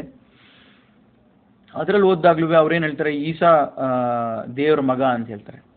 ಈಸಾ ದೇವ್ರ ಮಗ, ಆಮೇಲೆ ಈ ಈಸನಿಗೆ ನೀವು ಪೂಜೆ ಮಾಡಬೇಕು ಅಂತ ಕ್ರಿಶ್ಚಾನಿಟಿ ಧರ್ಮ ಒಂದು ಪ್ರಚಾರ ಅದು. ಆಮೇಲಿಂದ ನಾನು ಏನಕ್ಕೆ ಅವರು ಈಸಾ ಒಬ್ಬರೇ ದೇವ್ರ ಮಗ ಅಂತ ಹೇಳ್ತಾರೆ ಅಂದರೆ, ಇವಾಗ ತಂದೆ ಇಲ್ಲದೆ ಈಸಾ ಮರಿಯಮ್ಗೆ ಹುಟ್ಟಿದ್ರು, ಮರಿಯಮ್ ಈಸಾ ಅವರ ತಾಯಿ. ತಂದೆ ಇಲ್ಲದೇ ಈಸಾ ಈ ಭೂಮಿ ಮೇಲೆ ಬಂದ, ಇದೊಂದು ಒಂದು ಮಹತ್ವದ ಒಂದು ಸೃಷ್ಟಿ, ಅದಕ್ಕೋಸ್ಕರ ನಾವು ಈಸಾನ ಪೂಜೆ ಮಾಡ್ತೀವಿ ಅಂತ ಹೇಳ್ತಾರೆ. ಆದರೆ ಕುರಾನ್ನಲ್ಲಿ ದೇವರು ಹೇಳ್ತಾನೆ, ಈಸಾ ನಮ್ಮ ಪ್ರವಾದಿ ಬಿಟ್ಟರೆ ಬೇರೆ ಏನಿಲ್ಲ. ಸೊ ಈ ನನಗೆ ಯಾರೂ ಮಕ್ಕಳ ಅಗತ್ಯ ಇಲ್ಲ, ನಾನು ಒಂದು ಮಾನವ ಕಲ್ಪನೆ ಮಾಡ್ಕೊಳ್ಳೋದಕ್ಕಿಂತ ತುಂಬ ನನ್ನ ಇವ್ರು ಕಲ್ಪನೆ ಮಾಡೋಕ್ಕಾಗಲ್ಲ. ನಾನು ಇದೆಲ್ಲ ರೀತಿಯ ಒಂದು ಏನು ಹೇಳ್ತಾರೆ, ಒಂದು ಅನಿಮಲ್ ಇನ್ಸ್ಟಿಂಕ್ಟ್ಸಿಂದ ತುಂಬ ದೂರ, ತುಂಬ ಪ್ಯೂರ್, ತುಂಬ ಎತ್ತರದಲ್ಲಿದ್ದೀನಿ, ನನಗೆ ಮಕ್ಕಳ ಅಗತ್ಯ ಇಲ್ಲ ಅಂತ ದೇವ್ರು ಹೇಳ್ತಾನೆ. ಸೊ ನನಗೆ ಬಿಲೀವ್ ಮಾಡೋಕ್ಕೆ ಸ್ವಲ್ಪ ಈಸಿ ಆಯಿತು. ಇವಾಗ Hinduism Christianity almost closer to each other. So ಅದಕ್ಕೆ ನನಗೆ ಇವಾಗ ಬಿಲೀವ್ ಮಾಡೋಕ್ಕೆ ಈಸಿ ಆಯಿತು. ಕ್ರಿಶ್ಚಾನಿಟಿ ಕೂಡ ಒಂಥರ ಎಲ್ಲೋ ಎಡವಿದೆ ಅನ್ನೋ ಥರ. ಆಮೇಲಿಂದ ಇಸ್ಲಾಂ ಮೇಲೆ ನಾನು ಇನ್ನೂ ಗಮನ ವಹಿಸಿದೆ, ಇನ್ನೂ ಓದಿದೆ ಇಸ್ಲಾಂ ಮೇಲೆ.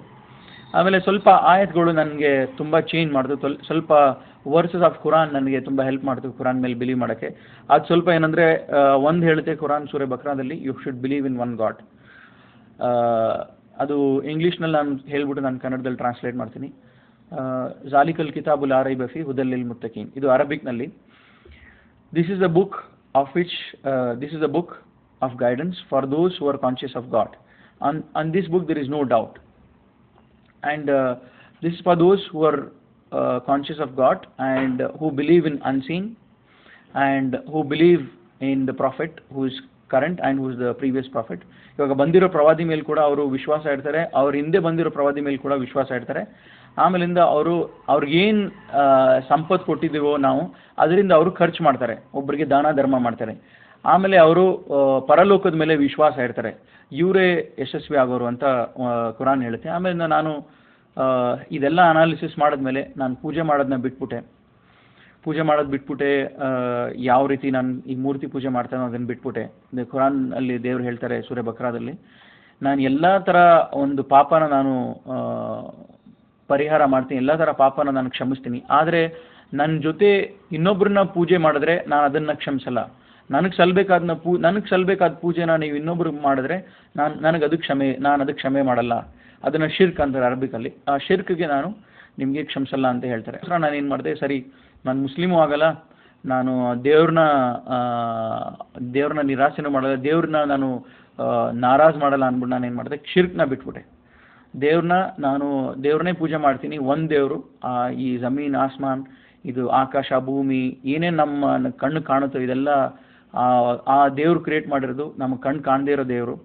ಆ ದೇವ್ರನ್ನ ನಾನು ಪೂಜೆ ಮಾಡ್ತೀನಿ. ಆದರೆ ನಾನು ಇಸ್ಲಾಂನ ಫಾಲೋ ಮಾಡಲ್ಲ ಅಂತ ಒಂದು ನಿರ್ಧಾರಕ್ಕೆ ಬಂದೆ. ಸರಿ, ನಾನು ಪೂಜೆ ಮಾಡೋದು ಬಿಟ್ಬಿಟ್ಟೆ. ಅದರಿಂದ ನಾನು ಶಿರ್ಕಿಂದ ನಾನು ದೂರ ಹೋದೆ. ಇವಾಗ ಮುಂದೆ ನಾನು ನೆಕ್ಸ್ಟ್ ಟೈಮ್ ಹೋಗಿ ಅಲ್ಲಿ ಕುರಾನ್ ಓದಿದಾಗ ಈ ಆಯತ್ಗಳು ನನ್ನ ಮುಂದೆ ಬಂತು. ಯಾರು ಕಾನ್ಷಿಯಸ್ ಆಗಿದ್ದಾರೋ, ಯಾರು ಅವರ ಬುದ್ಧಿ ಚೆನ್ನಾಗಿದೆಯೋ, ಅವರು ದೇವ್ರ ಬಗ್ಗೆ ಯೋಚನೆ ಮಾಡ್ತಾರೋ, ಆಮೇಲೆ ಯಾರು ನಂಬ್ತಾರೋ ಈ ಅನ್ಸೀನ್ನಲ್ಲಿ, ಇದೊಂಥರ ಕಾಣದೇ ಇರೋ ದೇವ್ರನಲ್ಲಿ ನಂಬ್ತಾರೋ, ಆಮೇಲೆ ಯಾರು ಅವ್ರಿಗೆ ಸಂಪತ್ತು ಕೊಟ್ಟಿದ್ದಾರೋ ಅದನ್ನು ಖರ್ಚು ಮಾಡ್ತಾರೋ ಅವರೇ ಸಕ್ಸಸ್ಫುಲ್. ಆಮೇಲೆ ಈ ಪ್ರವಾದಿ ಮೇಲೆ ಯಾರು ನಂಬ್ತಾರೋ ಈ ಪ್ರವಾದಿ ಮೇಲೆ ನಂಬೋರು, ಈ ಪರಲೋಕದ ಮೇಲೆ ವಿಶ್ವಾಸ ಇಡೋರು ಮಾತ್ರನೇ ಯಶಸ್ವಿ ಆಗ್ತಾರೆ ಈ ಜಗತ್ತಿನಲ್ಲಿ ಅಂತ ಆ ಆಯತ್ ಹೇಳುತ್ತೆ. ಆಮೇಲಿಂದ ನಾನು ಯೋಚನೆ ಮಾಡಿದೆ, ಓಕೆ ನಾನು ಶಿರ್ಕ್ನ ಬಿಟ್ಬಿಟ್ಟಿದ್ದೀನಿ, ಆದರೆ ಈ ಸೂರೆ ಬಕ್ರಾ ಹೇಳ್ತಾ ಇದೆ ಯಶಸ್ವಿ ಆಗೋರು ಇವರೇನೆ ಯಾರು ಈ ಕೆಲಸ ಮಾಡ್ತಾರೆ ಅಂತ. ನಾನು ಅದರಲ್ಲಿ ನಮಾಜ್ ಮಾಡ್ತಾ ಇರಲಿಲ್ಲ, ಆದರೆ ಈ ಜಕಾತು ಸಂಪತ್ತು ಏನು ಇರಲಿಲ್ಲ ಜಕಾತ್ ಕೊಡೋಕ್ಕೆ. ಆಮೇಲಿಂದ ಮಿಕ್ಕಿದ್ದೆಲ್ಲ ನಾನು ಬಿಲೀವ್ ಮಾಡೋದಾಯ್ತು. ನಮಾಜ್ ಒಂದು ಮಾಡ್ತಾ ಇರಲಿಲ್ಲ. ಇವಾಗ ನಮಾಜ್ ಮಾಡಬೇಕು ಅನ್ನೋಕ್ಕೆ ನಾನು ಶುರು ಮಾಡಿದೆ. ನಮಾಜ್ ಮಾಡಬೇಕು ಅನ್ನೋಕ್ಕೆ ಶುರು ಮಾಡಿದಾಗ ಅಲ್ಲಿ ಕೆಲಸ ಮಾಡೋರ ಹತ್ರ ಕೇಳಿದೆ, ನೀವು ನಮಾಜ್ ಹೇಗೆ ಓದಿದ್ರಿ ಅಂತ. ಅವ್ರು ಹೇಳಿದ್ರು, ನಾವು ಒಂದು ಬುಕ್ನಲ್ಲಿ ಕಲ್ತ್ವಿ, ಆ ಡೈರಿನಲ್ಲಿ ಎಲ್ಲ ಕನ್ನಡದಲ್ಲಿ ಬರ್ತಿದ್ವಿ, ನೀವು ಹೀಗೆ ಕಲಿಬೋದು ಅಂತ. ನಾನು ಅವ್ರಿಗೆ ಹೇಳಲಿಲ್ಲ ನಾನು ಮುಸ್ಲಿಮ್ ಆಗ್ತಾ ಇದ್ದೀನಿ ಅಂತ, ಸುಮ್ಮನೆ ಕೇಳಿದೆ, ನಾನು ನೋಡಬೇಕು ನೀವು ಹೇಗೆ ನಮಾಜ್ ಮಾಡ್ತೀರಾ ಸುಮ್ಮನೆ ಇಂಟ್ರೆಸ್ಟ್ ಆಗಿ ಅಂತ. ಆಮೇಲೆ ಅದನ್ನು ಓದಿದೆ. ಅದನ್ನು ಓದಿದ ಮೇಲೆ ನನಗೆ ತುಂಬ ಕಷ್ಟ ಅನ್ನಿಸ್ತು. ಅರಬಿಕ್ನ ಪ್ರೊನೌನ್ಸ್ ಮಾಡೋಕ್ಕೂ ತುಂಬ ಕಷ್ಟ ಅನ್ನಿಸ್ತು. ಆಮೇಲೆ ನಾನು ನಿರ್ಧಾರ ದೇವರು ಅದೇ ಕುರಾನ್ನಲ್ಲಿ ಹೇಳ್ತಾನೆ ಕಿ ನಮಾಜ್ ತುಂಬ ಕಷ್ಟ, ನಮಾಜ್ನ ಮಾಡೋದು ಅಷ್ಟೊಂದು ಸುಲಭ ಅಲ್ಲ. ಆದರೆ ಇದು ಸುಲಭ ಅಂಥವ್ರಿಗೆ, ದೇವ್ರ ಮೇಲೆ ಯಾರು ನಂಬಿಕೆ ಇಡ್ತಾರೋ, ದೇವ್ರನ್ನ ಯಾರು ಹೆದರ್ತಾರೋ, ದೇವ್ರನ್ನ ಯಾರು ನೊಂದಿಸಬಾರ್ದು ಅಂತ ಒಂಥರ ದೇವ್ರನ್ನ ಪ್ರೀತಿಸ್ತಾರೋ ಅವ್ರಿಗೆ ಇದು ತುಂಬ ಈಸಿ ಅನ್ನೋದು ಕುರಾನ್ ಹೇಳುತ್ತೆ. ನಾನು ಅಂದ್ಕೊಂಡೆ, ನನಗೆ ನನ್ನ ಮನಸ್ಸಿನಲ್ಲಿ ನನಗೆ ಒಂಥರ ಭಯ ಆಯಿತು. ಇವಾಗ ನಾನು ದೇವ್ರನಲ್ಲಿ ನಂಬ್ತಾ ಇಲ್ಲ, ದೇವ್ರನಲ್ಲಿ ನಾನು ಪ್ರೀತಿ ಇಡ್ತಾ ಇಲ್ಲ, ಅದಕ್ಕೇ ನನಗೆ ನಮಾಜ್ ಕಷ್ಟ ಅಂದ್ಬಿಟ್ಟು ತುಂಬ ಓದಿದೆ, ಆದರೂ ನಮಾಜ್ ಕಷ್ಟ ಆಗ್ತಾಯಿತ್ತು. ಆಮೇಲೆ ನಾನು ಏನು ಮಾಡಿದೆ, ಒಂದು ಸಲ ನಿರ್ಧಾರ ಮಾಡಿದೆ, ನಾನು ನಮಾಜ್ನ ಅರಬಿಕ್ನಲ್ಲಿ ಯಾಕೆ ಓದಬೇಕು, ನಾನು ಕನ್ನಡದಲ್ಲಿ ನಮಾಜ್ ಮಾಡ್ತೀನಿ, ಇಂಗ್ಲೀಷ್ನಲ್ಲಿ ನಮಾಜ್ ಮಾಡ್ತೀನಿ ಅಂತ ಒಂಥರ ನಿರ್ಧಾರ ಮಾಡಿದೆ. ಆಮೇಲಿಂದ ಇದೆಲ್ಲ ಅನಾಲಿಸಿಸ್ ಆಗಬೇಕಾದ್ರೆ ನಂದು ರಜೆ ಮುಗೀತು ಕಾಲೇಜ್ದು, ನಾನು ವಾಪಸ್ ಕಾಲೇಜಿಗೆ ಶುರು ಮಾಡಿದೆ. ಆದರೆ ಅಲ್ಲಿಯ ಮಾಲೀಕರು ತುಂಬ ಒಳ್ಳೆಯವರಾಗಿದ್ದರು. ಪ್ರತಿ ಶನಿವಾರ ಭಾನುವಾರ ನನಗೆ ಯಾವಾಗ ರಜೆ ಸಿಗುತ್ತೋ ಅಲ್ಲಿ ಹೋಗ್ತಾ ಇದ್ದೆ ಕುರಾನ್ ಓದೋಕ್ಕೆ, ಅವ್ರನ್ನ ಮೀಟ್ ಮಾಡೋಕ್ಕೆ. ನಾನು ನೆಕ್ಸ್ಟ್ ಟೈಮ್ ಕುರಾನ್ ಓದಾಗ ನಾನು ತಿರ್ಗಾ ಮೊದಲಿಂದ ಶುರು ಮಾಡ್ತಾ ಇದ್ದೆ. First time I completed completely, ತಿರ್ಗಾ ಮೊದಲಿಂದ ಶುರು ಮಾಡ್ತಾ ಇದ್ದೆ ಕುರಾನ್ ಓದೋಕ್ಕೆ. ಮೊದಲಿಂದ ಶುರು ಮಾಡಿದಾಗ ಸೂರೆ ಬಕ್ರಾದಲ್ಲಿ ಈ ಆಯತ್ ಬಂತು, ಮೊದಲು ಶಿರ್ಕ್ ಬಿಟ್ಟೆ, ಆಮೇಲಿಂದ ಈ ಆಯತ್ ಬಂತು ನೀನು ನಮಾಜ್ ಮಾಡಬೇಕು ಅಂತ. ಆಮೇಲೆ ನಮಾಜ್ ಮಾಡೋಕ್ಕೆ ಶುರು ಮಾಡಿದೆ, ತುಂಬ ಕಷ್ಟ ಆಯಿತು ಅರಬಿಕ್ ನಾವು ಓದೋದು, ನಮಾಜ್ ಮಾಡಲ್ಲ ನಾನು ಕನ್ನಡದಲ್ಲಿ ಮಾಡ್ತೀನಿ ಅಂತ ಒಂಥರ ನಿರ್ಧಾರ ಮಾಡಿದೆ. ಆಮೇಲಿಂದ ತಿರ್ಗಾ ಕುರಾನ್ ಓದೋಕ್ಕೆ ವಾಪಸ್ ಅಲ್ಲಿ ಅಂಗಡಿಗೆ ಹೋದಾಗ ಅಲ್ಲಿ ಸೂರೆ ಇಮ್ರಾನ್ನಲ್ಲಿ ಒಂದು ಆಯತಿದೆ, ಅದು ಹೇಳುತ್ತೆ, today we have perfected this religion which is Islam and we have chosen for you, and apart from this religion which is Islam nothing else is accepted and they will be thrown into the fire, hell fire. So ಇವತ್ತು ನಾನು ಇಸ್ಲಾಂನ ಸಂಪೂರ್ಣವಾಗಿಸಿದ್ದೀನಿ. ಇಸ್ಲಾಂ ಬಿಟ್ಟು ಬೇರೆ ಧರ್ಮ ಹಿಡಿದವ್ರಿಗೆ ನಾನು ಒಪ್ಕೊಳ್ಳಲ್ಲ, ಅವರು ನರಕದಲ್ಲಿರ್ತಾರೆ ಅಂತ ಅದು translation ಕನ್ನಡದಲ್ಲಿ.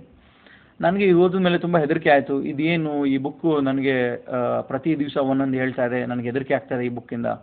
ಮೊದಲು ಹೇಳ್ತು ಶಿರ್ಕ್ ಮಾಡೋದು ತಪ್ಪು ಅಂತ, ಶಿರ್ಕ್ ಮಾಡೋದು ಬಿಟ್ಟ ಮೇಲೆ ನಮಾಜ್ ಮಾಡಬೇಕು ಅಂತ ಹೇಳ್ತಾರೆ, ನಮಾಜ್ ಮಾಡಬೇಕು ಅಂತ ಶುರು ಮಾಡಿದೆ, ಆದರೆ ತುಂಬ ಕಷ್ಟ ಆಯಿತು ಅಂದ್ಬಿಟ್ಟು ನಾನು ಕನ್ನಡದಲ್ಲಿ ಮಾಡ್ತೀನಿ ಅಂತ ಹೇಳಿ ಶುರು ಮಾಡಿದೆ. ಆದರೆ ಇದು ಹೇಳ್ತಾ ಇದೆ ಇವಾಗ ಇಸ್ಲಾಮೇ ನಿಜವಾದ ಧರ್ಮ ಅಂತ. ಸೊ ಇದೆಲ್ಲ ನನಗೊಂಥರ ಹೆದರಿಕೆ ಆಗ್ತಾಯಿತ್ತು. ಆಮೇಲಿಂದ ನಾನು ಕಲಿತೆ, ಸರಿ ಈ ಒಂದು ಗ್ರಂಥ ಯಾರೋ ಒಬ್ಬರು ಬರೆಯೋಕ್ಕೆ ಸಾಧ್ಯನೇ ಇಲ್ಲ. ನನ್ನ ಮನಸ್ಸಿನಲ್ಲಿ ಏನೇನು ನಾನು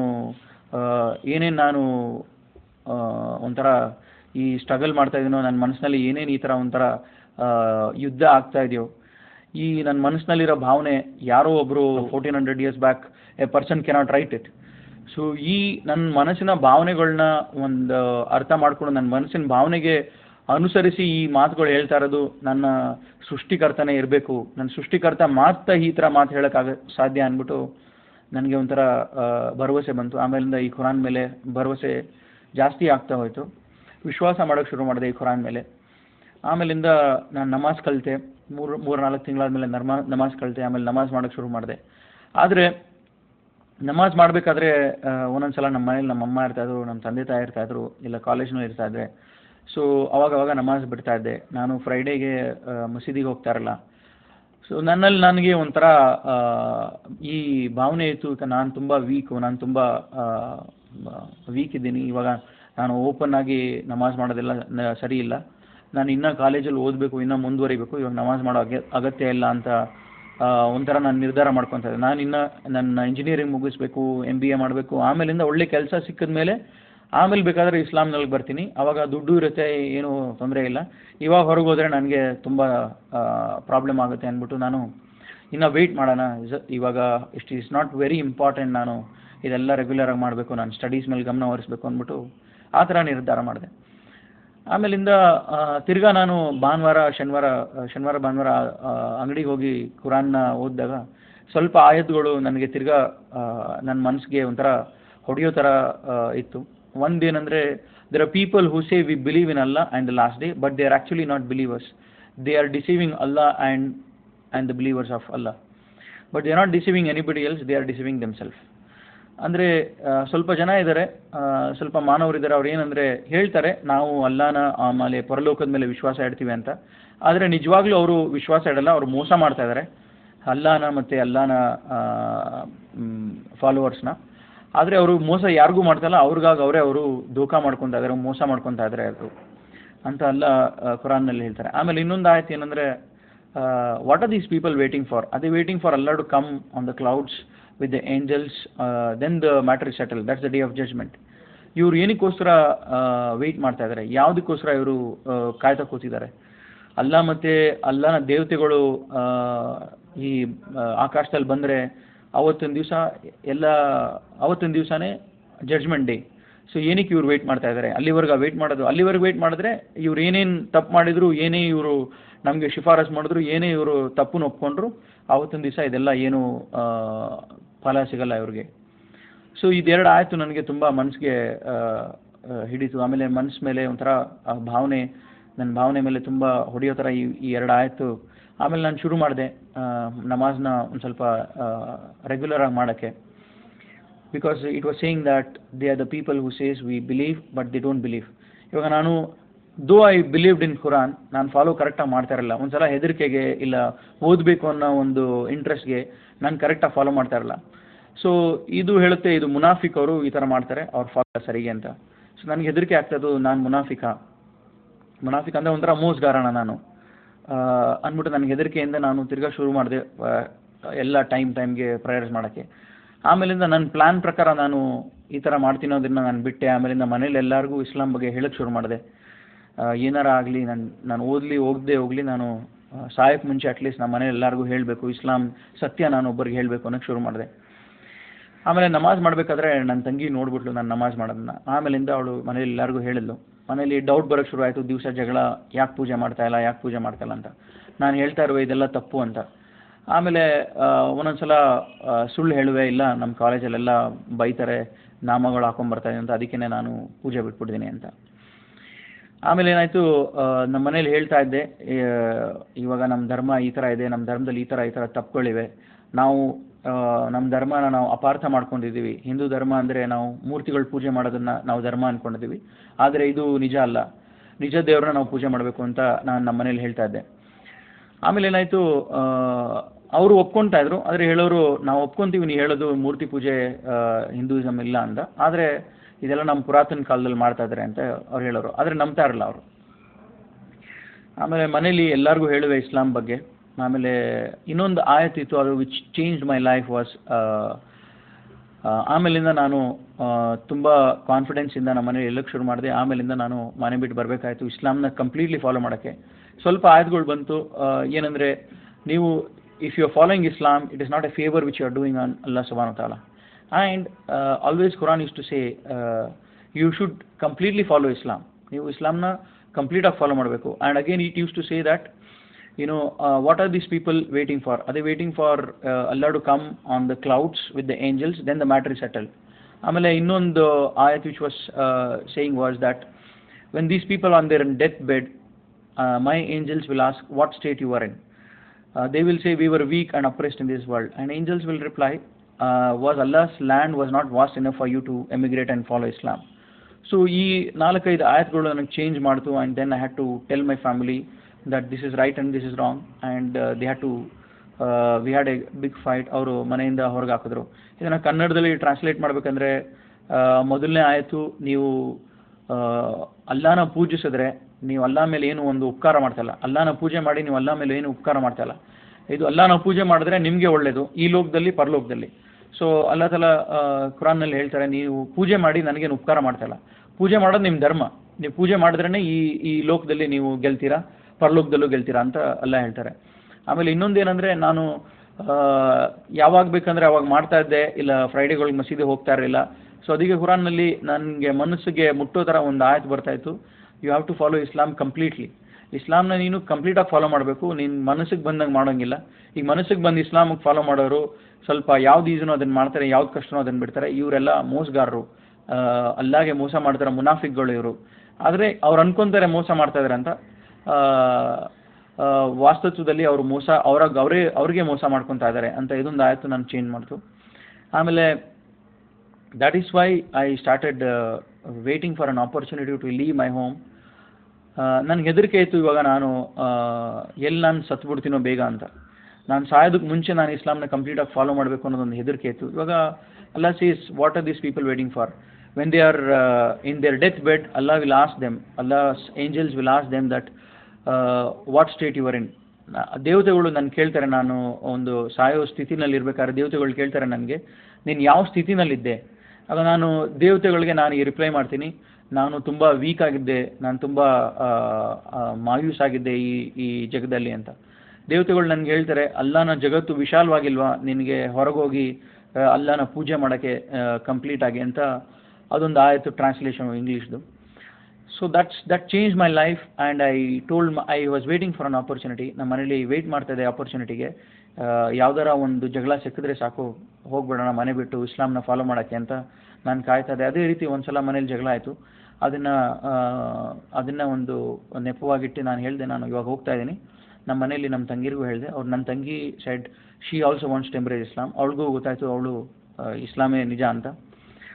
ಆಮೇಲಿಂದ ನಾವು ಮನೆ ಬಿಟ್ವಿ. ಇನ್ನೊಂದು when I was doing all this, ಒಂದೊಂದ್ಸಲ ನನ್ನ ಮನಸ್ಸಿನಲ್ಲಿ ಈ ಭಾವನೆ ಕೂಡ ಬರ್ತಾ ಇತ್ತು, ಏನಂದರೆ ಇದೆಲ್ಲ ಇಸ್ಲಾಮೂ ನಿಜ ಅಲ್ಲ, ಹಿಂದೂ ಧರ್ಮನೂ ನಿಜ ಅಲ್ಲ, ಕ್ರಿಶ್ಚಿಯಾನಿಟಿನೂ ನಿಜ ಅಲ್ಲ, ಇದೆಲ್ಲ ಒಂದು ವಿಜ್ಞಾನ ಇರಬೇಕು, ಇದೆಲ್ಲ ಒಂದು ಸೈನ್ಸ್ ಇರಬೇಕು, ಇದೆಲ್ಲ ಇಟ್ಸ್ ಬೈ ನೇಚರ್.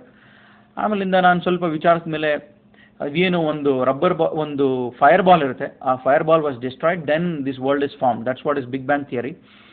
ಆಮೇಲೆ ಯೋಚನೆ ಮಾಡಿದ್ಮೇಲೆ ಸ್ವಲ್ಪ ಹೇಗೆ ಆಗಕ್ಕೆ ಸಾಧ್ಯ? ಒಂದು ರಬ್ಬರ್ ಬಾಲ್ ಏನಾರ ಡಿಸ್ಟ್ರಾಯ್ ಆದರೆ ರಬ್ಬರ್ ಪೀಸಸ್ ಮಾತ್ರ ಸಿಗುತ್ತೆ, ಬೇರೆ ಏನು ಸಿಗಲ್ಲ. ಅದೇ ಥರ ಒಂದು ಅಗ್ನಿ ಚೆಂಡು ಏನಾರ ಅದು ಡಿಸ್ಟ್ರಾಯ್ ಆದಮೇಲೆ ನಮಗೆಲ್ಲ ಕಡೆ ಅಗ್ನಿನೇ ಸಿಗಬೇಕು. ಈ ಥರ ಪರ್ವತ, ಈ ಥರ ಹಸಿರಿನ ಗಿಡಗಳು, ಆಮೇಲೆ ಈ ತೋಟಗಳು, ಈ ಕೆರೆ ಬಾವಿಗಳು, ಇದೆಲ್ಲ ಹೇಗೆ ಬರೋಕ್ಕೆ ಸಾಧ್ಯ? ಸೊ ಕುರಾನ್ನಲ್ಲಿ ಎಲ್ಲ ಹೇಳ್ತಾನೆ ನಮಗೆ, ಯೋಚನೆ ಮಾಡೋರಿಗೆ ನಾನು ಪ್ರತಿ ದಿವಸ ಸಾವಿರಾರು ಒಂದು ಗುರುತುಗಳು ಕೊಡ್ತೀನಿ, ನಾನು ಇದ್ದೀನಿ ಅಂತ ನಂಬೋಕೆ ಅಂತ ಅಲ್ಲಾ ತಾಲ ಹೇಳ್ತಾನೆ ಕುರಾನ್ನಲ್ಲಿ. ಸೊ ಇದರಿಂದ ನನಗೆ ಈ ಎಥಿಸ್ಟು ಇರೋದು ಒಂಥರ ಎಥಿಸ್ಟ್ ಮೇಲೂ ಸ್ವಲ್ಪ ನಂಬಿಕೆ ಬರಲಿಲ್ಲ. ಇಸ್ಲಾಂ ಈಸ್ ಟ್ರೂತ್ ಅಂತ ನನಗೆ ನಂಬಿಕೆ ಬಂತು. ಆಮೇಲೆ ಐ ಸ್ಟಾರ್ಟೆಡ್ ಫಾಲೋಯಿಂಗ್ ದ ಇಸ್ಲಾಂ. ಆಮೇಲೆ one more concept was Punarjanma and here after. ಪುನರ್ಜನ್ಮ ಹಿಂದೂಸಮ್ನಲ್ಲಿ ಏನಂದರೆ, ನೀನಾರ ತಪ್ಪು ಮಾಡಿದ್ರೆ ನಾಯಿ ಆಗ್ತೀಯಾ, ಕುರಿ ಆಗ್ತೀಯಾ, ಹಂದಿ ಆಗ್ತೀಯಾ, ಏನಾರ ಒಂದು ಆಗ್ತೀಯಾ. ಇಸ್ಲಾಂನಲ್ಲಿ ನೀನು ತಪ್ಪು ಮಾಡಿದ್ರೆ ನರಕಕ್ಕೆ ಹೋಗ್ತೀಯಾ, ಒಳ್ಳೇದು ಮಾಡಿ ದೇವ್ರನ್ನ ನೆಚ್ಚಿಸಿದ್ರೆ ನಿಂಗೆ ಮೋಕ್ಷ ಸಿಕ್ಕಿ ನೀನು ಸ್ವರ್ಗಕ್ಕೆ ಹೋಗ್ತೀಯ, ಜನ್ನತ್ಗೆ ಹೋಗ್ತೀಯ. ಸೊ ಈ ಪುನರ್ಜನ್ಮ ಅಂದರೆ, ಇವಾಗ ಏನು ಪುನರ್ಜನ್ಮ? ನಾನು ಏನಾರು ತಪ್ಪು ಮಾಡಿದ್ರೆ ಹಂದಿ ಆಗ್ತೀನಿ, ಇಲ್ಲ ಏನಾರು ಆಗ್ತೀನಿ, ನಾಯಿ ಆಗ್ತೀನಿ. ಇವಾಗ ನನಗೆ ಗೊತ್ತಿರಬೇಕು, ನಾನು ಏನು ತಪ್ಪು ಮಾಡಿದ್ರೆ ನಾಯಿ ಆಗ್ತೀನಿ, ಏನು ತಪ್ಪು ಮಾಡಿದ್ರೆ ನಾನು ಹಂದಿ ಆಗ್ತೀನಿ, ಏನು ತಪ್ಪು ಮಾಡಿದ್ರೆ ನಾನು ಮೊಲ ಆಗ್ತೀನಿ, ಏನು ತಪ್ಪು ಮಾಡಿದ್ರೆ ಹಕ್ಕಿ ಆಗ್ತೀನಿ ಅಂತ ನನಗೆ ಗೊತ್ತಿರಬೇಕು. ಆದರೆ ಇದೆಲ್ಲೂ ಬರ್ದಿಲ್ಲ. ಇದು ಸುಮ್ಮನೆ ಒಬ್ಬರ ಭಾವನೆ, ಒಬ್ಬರ ಕಲ್ಪನೆ. ಇವಾಗ ನನಗೆ ಗೊತ್ತಿರಬೇಕು, ಇವಾಗ ನಮ್ಮ ಪೂರ್ವಜರು ಯಾರು ಸತ್ತು ಹೋಗಿದ್ದಾರೋ ಅವ್ರು ಏನಾಗಿದ್ದಾರೆ ಅಂತ ನನಗೆ ಗೊತ್ತಾಗಬೇಕಾದ್ರೆ, ಇವಾಗ ಅವರೇ ನಾಯಿ ಆಗಿದ್ದಾರಾ, ಕರಿವು ಆಗಿದ್ದಾರಾ, ಹಂದಿ ಆಗಿದ್ದಾರಾ, ಅವ್ರ ಜೊತೆ ಈ ಪ್ರಾಣಿಗಳ ಜೊತೆ ಮಾತಾಡೋ ಥರ, ಒಂದು ಪ್ರಾಣಿಗಳ ಜೊತೆ ಒಂಥರ ಸಂಭಾಷಣೆಗೆ, ನನಗೆ ಒಂಥರ ಕಮ್ಯುನಿಕೇಷನ್ ಮಾಡೋಕ್ಕೆ ನನಗೊಂದು I should have a way to communicate with them. What mistakes these dogs, these pigs have done in their previous life, so that they have resulted in this life as dog and these pigs. ಆದರೆ this is only just wishful thinking. ಇದು ಯಾರೋ ಕಲ್ಪನೆ, again ಇದು ನಿಜ ಅಲ್ಲ. ಕುರಾನ್ ಏನು ಹೇಳುತ್ತೆ? ನೀವು ಒಳ್ಳೆ ಕೆಲಸ ಮಾಡಿದ್ರೆ ನಿನಗೆ ಮೋಕ್ಷ ಇದೆ ಈ ದುನಿಯಾದಲ್ಲಿ, ಆಮೇಲಿಂದ ನಿನಗೆ ಸ್ವರ್ಗ. ಅದು ಆ ಸ್ವರ್ಗ ಒಂದು ನಿಲ್ಲದೇ ಇರೋ ಒಂಥರ ಪರ್ಮನೆಂಟ್ ಲೈಫ್. ನರಕನೂ permanent life. So that is true justice. So ಆಮೇಲಿಂದ ಈ ರೀತಿ ನನಗೆ ಪರಲೋಕದ ಮೇಲೆ ಒಂದು ವಿಶ್ವಾಸ ಬರೋಕ್ಕೆ ಶುರುವಾಯಿತು. ಆಮೇಲೆ ಪರಲೋಕದ ಮೇಲೆ ನನಗೆ ವಿಶ್ವಾಸ ಬಂತು. So that's how I started following ಇಸ್ಲಾಂ.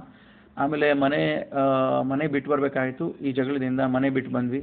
ಮನೆ ಬಿಟ್ಟು ಬಂದಮೇಲೆ ನಾವು we had to struggle for a while. Then afterwards Allah says in Quran that I help my servants from unimaginable source. So that way ನನಗೆ ಕೆಲಸ ಇಲ್ಲದೇ ಸ್ವಲ್ಪ ಕಷ್ಟ ಆಯಿತು. ನಾನು ಮಾಡ್ತಾ ಇರೋ ಕೆಲಸದಲ್ಲಿ ಸ್ವಲ್ಪ ನಮಾಜ್ ಮಾಡೋಕ್ಕೆ ಇದಕ್ಕೆಲ್ಲ ಒಂಥರ ಅವಕಾಶ ಇರಲಿಲ್ಲ. ಅದಕ್ಕೋಸ್ಕರ I resign my job. Then Allah help me giving a better job so that I can pray and ನಾನು ಏನೇನು ಇಸ್ಲಾಂ ಆ್ಯಕ್ಟಿವಿಟೀಸ್ ಇದೆ ಎಲ್ಲ ಮಾಡೋಕ್ಕೆ ಒಂಥರ ನನಗೆ ಅವಕಾಶ ಸಿಕ್ತು. ಸೊ ದಟ್ಸ್ ಹೌ ಅಲ್ಲಾ says in Quran that I can help my servants from unimaginable sources. ಈ ರೀತಿ ಒಂದು ನನ್ನ ಲೈಫಲ್ಲಿ ನಡೀತು. So the other things was I did my dawah at home, then my sisters embraced Islam, and ನನ್ನ ಫ್ರೆಂಡ್ಸ್ಗೂ ನಾನು ಇದನ್ನು ಹೇಳಿದೆ, ಅವರು ಎಂಬ್ರೇಸ್ ಮಾಡಿದ್ರು. So that's how my story, how I embrace Islam. ಅಸ್ಸಲಾಮು ಅಲೈಕುಮ್ ವರಹಮತುಲ್ಲಾಹಿ ವಬರಕಾತುಹು.